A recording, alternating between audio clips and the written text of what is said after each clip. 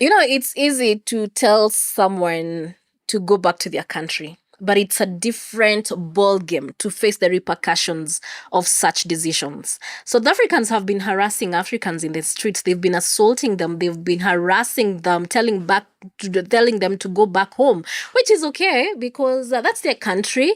But I do not like this has been conducted.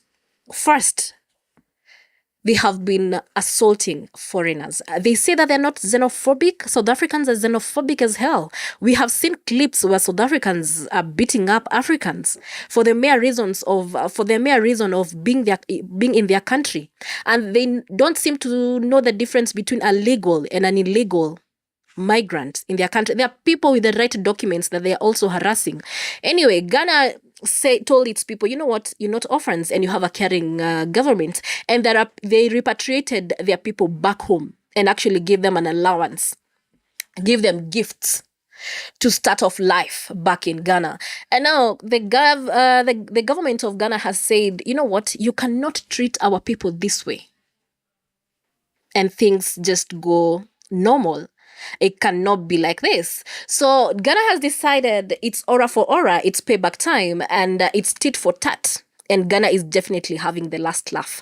They have decided to revoke all the licenses for the South African companies working for the gold mining sector in Ghana. They have also written to the AU for them to thoroughly investigate why South Africa is not stopping whatever is happening and why their citizens were treated in that manner that they were treated. They have also sent a delegation to South Africa to investigate, and they said that they need answers why their citizens were treated that way. If there's a government that really knows how to take care of its people, it's the Ghanaian government. Anyway, I think now it's Netflix and chill, and we need to grab some popcorns as we see karma hit South Africa. We had Nigeria. They threatened to sanction South Africa. Kenya also said that we will not be playing your music. Now Ghana is next. Anyway, watch this. The Institute of Economic Affairs has noted with profound concern recent statements by the Chief Executive of Goldfields Limited, Mr. Mike Fraser, indicating that his company has formally applied for a 20-year extension of its current mining lease at the Takwa mines, which expires in April 2027. And he is now very actively engaging key government officials in pursuit of such approval.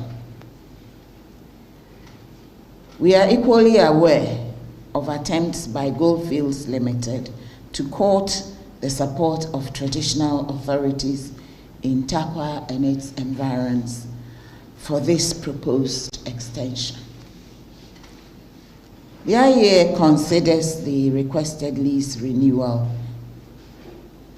or extension, whatever they choose to call it, to be deeply inimical to Ghana's long-term economic and strategic interests, and therefore calls on the government to soundly reject this approach, reject it decisively, while prioritizing a framework that secures meaningful Ghanaian ownership and control of the mines at Takwa.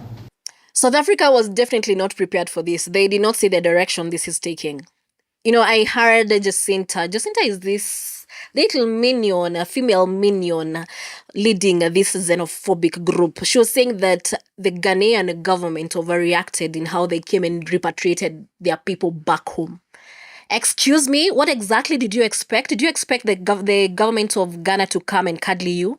To come in and pat you on the back and tell you that you're doing a good job? Excuse me, pick a struggle. You cannot be harassing Africans on the streets and expect otherwise. What exactly were you hoping for?